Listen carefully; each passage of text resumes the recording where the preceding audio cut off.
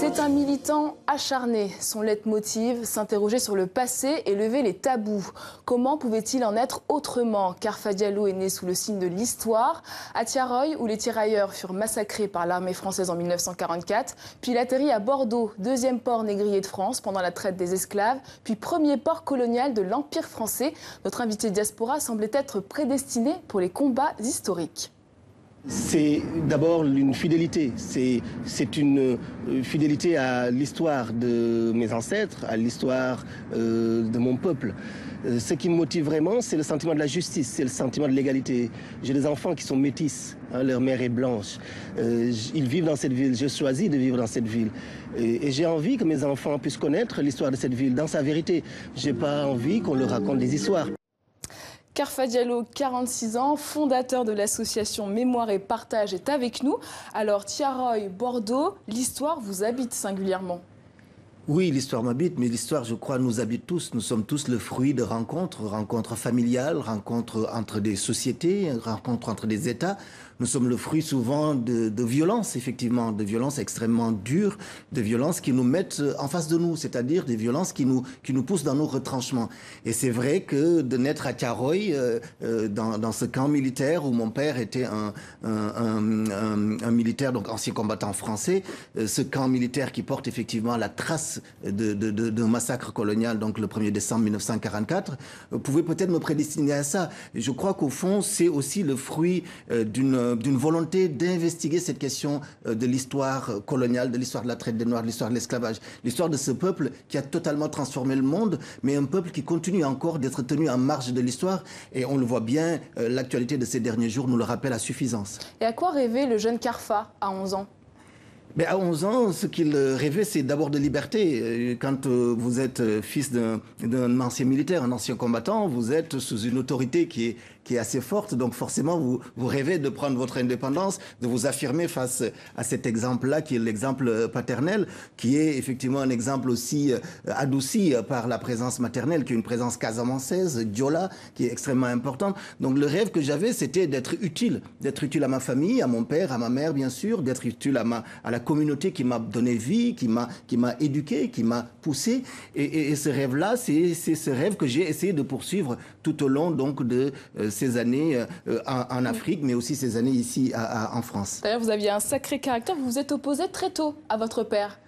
Oui, sur des questions politiques. Oui, des questions politiques, parce que c'était le contexte qu'il expliquait, et c'était aussi, je crois, le parcours souhaitable pour tout fils, pour tout père, que à un moment donné, d'avoir et d'affirmer des idées, toujours dans le respect, bien évidemment. Mon père est un ancien militant du Parti socialiste sénégalais, et j'étais déjà au lycée extrêmement politisé, et notamment dans tous les mouvements de gauche du Sénégal. Nous voulions un changement dans un pays qui était quand même sous la coupe d'un parti qui était là depuis l'indépendance. Donc il y a eu quelques frictions, mais des frictions, je pense, qui ont démontré finalement la nécessité du changement, la nécessité d'aller vers plus de liberté, d'aller vers plus de justice dans la façon dont nos pays sont gérés. En parlant de justice, alors vous menez des études de droit et en 1996, vous tentez l'aventure française. Pourquoi vous quittez votre pays ?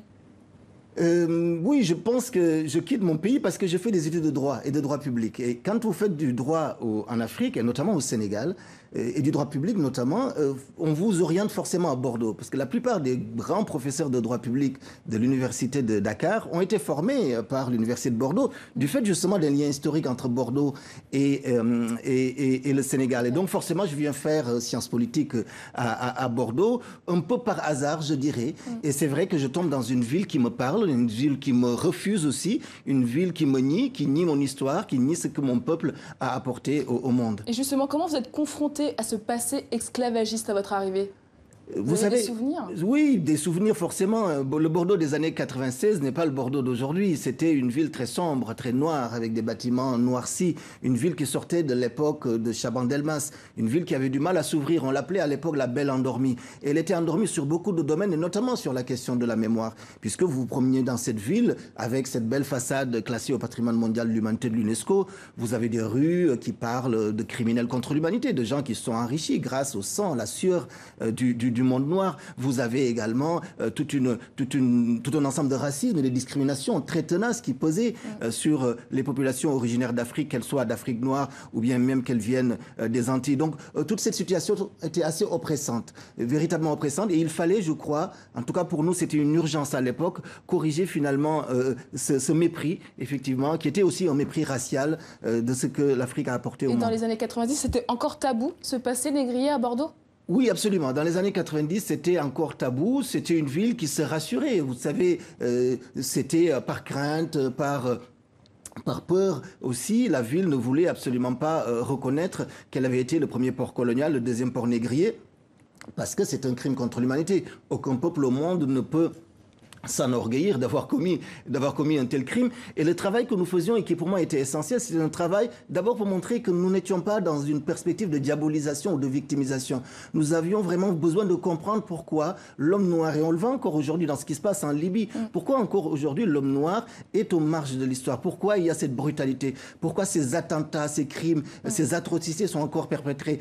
Et pour le comprendre, il fallait qu'on revienne à la mémoire. J'ai toujours été convaincu que la mémoire était le paramètre essentiel pour combattre les questions de racisme et de discrimination. Si on ne déconstruit pas ce qui s'est construit à l'époque de ces premières rencontres avec le monde arabe, mais aussi avec l'Occident, si on ne les déconstruit pas, nous n'arriverons jamais à combattre utilement et efficacement le racisme et les discriminations. Et justement, vous luttez pour la reconnaissance de la traite négrière, mais aujourd'hui, en 2017, ces pratiques abjectes continuent sur le continent. On le voit avec l'actualité en Libye. Est-ce que finalement, il n'y a pas une urgence à combattre d'abord l'esclavage du présent ?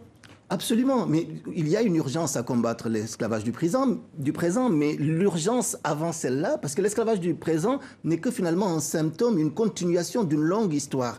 La condition du noir dans les pays arabes, que ce soit dans le Maghreb, que ce soit dans les pays arabes, est une condition qui ne remonte pas aujourd'hui. Il faut savoir que la traite et l'esclavage transsaharien a duré 14 siècles.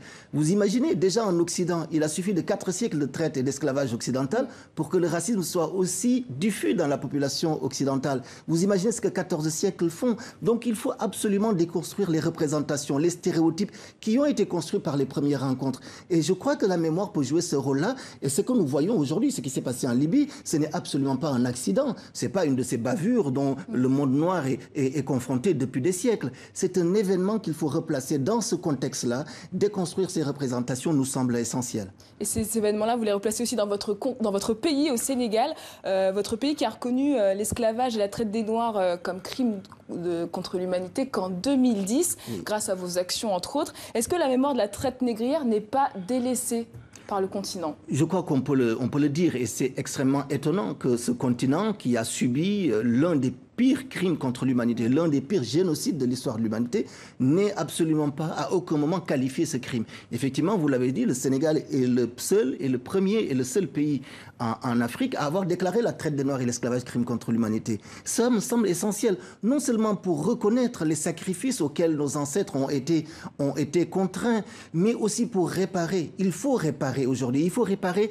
avec une volonté politique. Et ce sont ces pays africains qui doivent donner l'exemple. Et cet exemple, il est nécessaire pour la diaspora africaine qui est dans les Antilles, pour celle qui est dans les Amériques. Si l'Afrique elle-même, elle ne respecte pas son histoire, si elle ne lui donne pas la place qu'elle mérite, qui c'est qui lui donnera la place qu'elle mérite? Si aujourd'hui, dans les pays arabes, on a encore ces racismes et ces discriminations tenaces vis-à-vis des Noirs, si en Occident, vous voyez, le Black Lives Matter aux États-Unis, on a encore cette image du Noir qui est extrêmement dégradée, il faut le dire. Mais c'est aussi parce que nos dirigeants n'ont pas encore fait le travail et nous essayons d'apporter ces questions-là. Nous l'avons fait au Sénégal et nous avons eu la chance d'avoir le président Abdoulaye Wade qui avait répondu favorablement. Mais nous continuons à militer. Nous étions en Guinée cette année. Nous voulons vraiment que ces pays africains puissent aller dans ce sens. Il y a une mémoire aussi qui est décriée. Aujourd'hui, à Dakar, une rue porte le nom de Colbert, un des théoriciens de la traite négrière. Il est à l'origine du Code noir en 1695.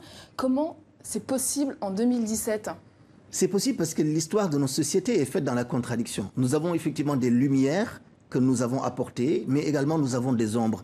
Et l'histoire de l'Afrique est l'histoire de la colonisation, bien évidemment. Que nous ayons une rue Colbert, que nous ayons à Dakar, au Sénégal, nous avons une statue de Faidherbe, nous avons Saint-Louis du Sénégal qui porte le nom de Louis IX. Il faut débaptiser ces rues ? Je ne crois pas qu'il soit nécessaire d'aller vers une débaptisation des rues. Pourquoi ? Parce que si on débaptise les rues, on efface la mémoire. Parce que si on efface la mémoire, qu'est-ce qui va se passer dans 2 siècles ? Nous pourrions ne plus croire, finalement, qu'il y ait eu des des individus, des êtres humains qui ont commis de telles barbaries. Donc nous sommes pour la pédagogie. Nous pensons qu'il faut mettre des panneaux explicatifs en bas de ces rues pour que ce crime ne soit jamais oublié. Merci beaucoup, Karfa Diallo, d'avoir accepté de répondre à nos questions. Merci à vous.